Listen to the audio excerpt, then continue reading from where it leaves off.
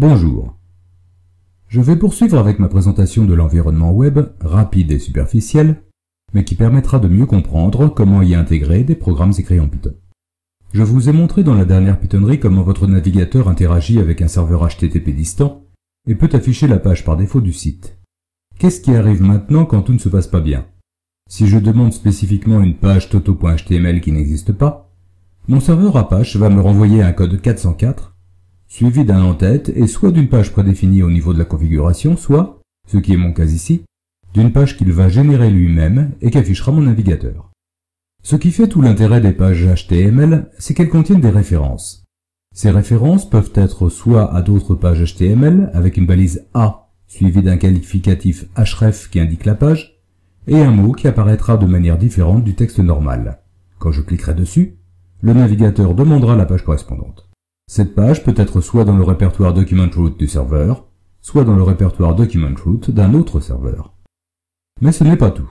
On peut avoir aussi du code JavaScript, un langage qui partage un certain nombre de points communs avec Python, et que sait exécuter le navigateur. Le code JavaScript permet beaucoup de choses, par exemple de contrôler que ce que vous entrez dans un formulaire semble correct avant de l'envoyer, un peu comme nous l'avons vu dans l'application de gestion de DVD, ou de modifier dynamiquement l'apparence de la page HTML dans le navigateur, par exemple gérer des menus ou des arborescences, avec des choses qui apparaissent et disparaissent. Ces programmes peuvent soit être dans la page entre des balises script, soit stockés dans un fichier indiqué par un qualificatif src, qui doit être comme d'habitude sous Document Root sur votre serveur ou sur un autre serveur. Mais là, votre navigateur doit, sauf s'il l'a déjà descendu avant, aller rechercher le programme quand il charge la page qu'il a explicitement demandée.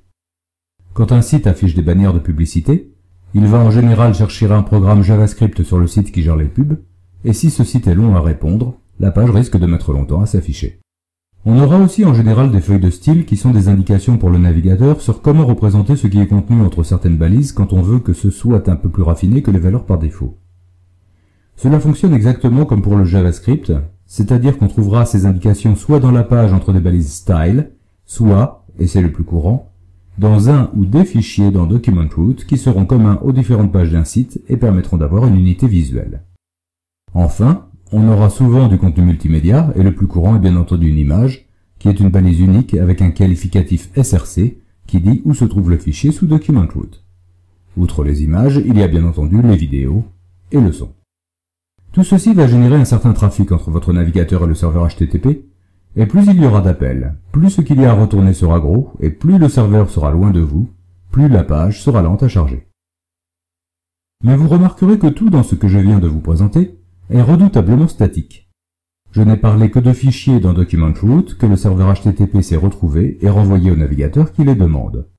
Ce que l'on veut en général faire, c'est avoir des sites dynamiques qui évoluent rapidement en générant les pages HTML par programme, par exemple à partir du contenu d'une base de données régulièrement mise à jour. Une page générée par programme, nous venons tout juste d'en voir une.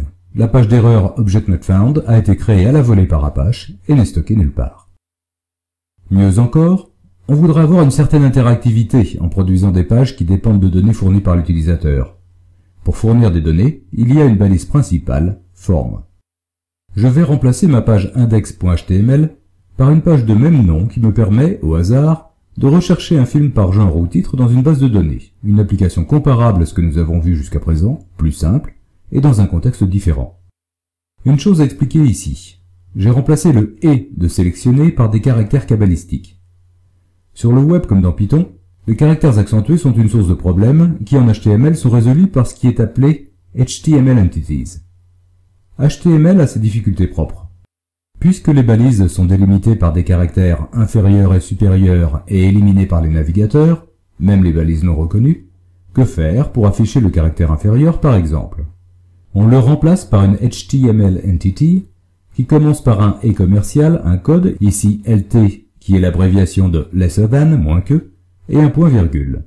Le supérieur, c'est EGT point virgule, et toutes les lettres accentuées ont aussi leur représentation. E accent aigu, c'est E commercial, E, acute, point virgule. E accent grave, c'est grave à la place de acute, et E accent circonflexe, circ, à la place de grave. Remplacez E par O, U ou I en minuscule ou en majuscule, et vous avez toutes les lettres accentuées dont vous avez besoin.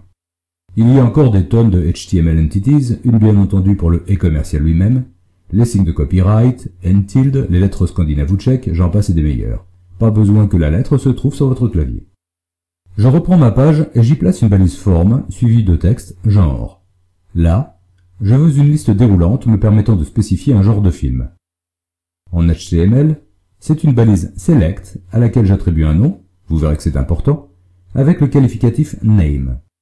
Derrière, toute une batterie de valeurs entre des balises options. Le qualificatif value de la balise ouvrante correspond à la donnée que je veux transmettre au serveur HTTP si cette option est sélectionnée. La première option a un attribut selected égale selected, cela fait un peu idiot mais c'est comme ça si l'on veut bien faire les choses, qui dit simplement que c'est la valeur par défaut. Entre les balises ouvrantes et fermantes, ce que j'affiche à l'utilisateur. Vous voyez que ce que j'affiche et ce que je transmets est la même chose, sauf pour le dernier choix où j'affiche non spécifié, mais où je transmettrai simplement nul. Après la balise solitaire BR qui indique un passage à la ligne, j'affiche titre et je mets une autre balise solitaire, input, qui lorsqu'elle est qualifiée avec le type texte est une zone de saisie. Là encore, je donne un nom. Enfin, après un nouveau passage à la ligne, une nouvelle balise input, mais cette fois-ci anonyme et de type submit. En clair, un bouton dont la seule fonction est de déclencher l'envoi des données saisies vers le serveur HTTP. Je mets les balises de fin du formulaire, du corps de ma page et de ma page elle-même, et j'ai fini. Voilà ce qu'affiche maintenant mon navigateur quand je me connecte au serveur. Ce n'est pas très joli parce que je n'ai mis aucun style, mais c'est fonctionnel. L'ensemble de ces zones est inclus dans les balises forme, et je retrouve ici mon select nommé genre, mon input nommé titre, et mon input anonyme. Si je vais choisir un genre, je peux sélectionner drame par exemple, et laisser le titre vide. Quand je clique sur le bouton lancer la recherche, eh bien il ne se passe rien, sauf au niveau de l'adresse. Derrière l'adresse du serveur web, j'ai un point d'interrogation et les noms que j'ai donnés à mes zones de saisie, le select et l'input, suivis des valeurs que j'ai choisies, à savoir drame et rien du tout. En fait, ce n'est pas évident, je viens d'envoyer mes données au serveur et voilà le message qui est parti quand j'ai cliqué sur le bouton. Ma commande get a changé, elle contient les paramètres. Et comme sinon je demandais la même page qu'avant, c'est-à-dire la page par défaut, elle m'a été retournée par le serveur, mais avec les paramètres. Qu'est-ce qui manque pour faire des choses intéressantes? Juste une chose, un attribut dans la balise forme ouvrante. Cet attribut s'appelle action, comme au cinéma, et cela correspond au nom d'un programme, par exemple en Python, même si l'on peut en fait l'écrire en n'importe quel langage. Ce programme doit se trouver dans un répertoire connu d'Apache, en général sous le nom CGI-bin. CGI veut dire Common Gateway Interface, qui est une espèce de norme qui décrit une manière pour un serveur HTTP d'interagir avec un programme. Bin veut simplement dire binaire. Sous Unix, les programmes exécutables sont d'ordinaire dans des répertoires qui s'appellent bin. Quand je rajoute ce qualificatif action, voilà ce que devient la première ligne de mon message HTTP. Je donne le nom du programme à appeler quand on clique le bouton, et j'y ajoute les valeurs entrées par l'utilisateur. Que va faire le serveur HTTP? Il ne va plus regarder dans Document Root, où sont les fichiers qu'il envoie tels quels, mais dans le répertoire CGI-bin qui est à côté. Le programme lui-même, il ne l'enverra jamais, même si on lui demande explicitement. En revanche, il peut lui passer les paramètres, va préparer un en-tête HTTP pour le message à renvoyer, et va y rajouter ce que le programme affiche de la même manière qu'il rajouterait un fichier statique. Il y a une petite différence cependant. Là, le contenu à renvoyer au navigateur est complètement sous-traité au programme. Mais rappelez-vous que le navigateur sait afficher plusieurs types de contenus. Et un programme peut générer n'importe quoi, une page HTML, mais aussi une image par exemple. L'entête d'Apache sera donc incomplet, et dans ce que le programme affichera, sa première tâche sera de compléter l'entête HTTP avec la mention Content Type qui dira, dans ce cas par exemple, texte HTML, puis la ligne vide qui marque la fin de l'entête, et derrière la page HTML créée par le programme. Mais ça, c'est pour le prochain épisode.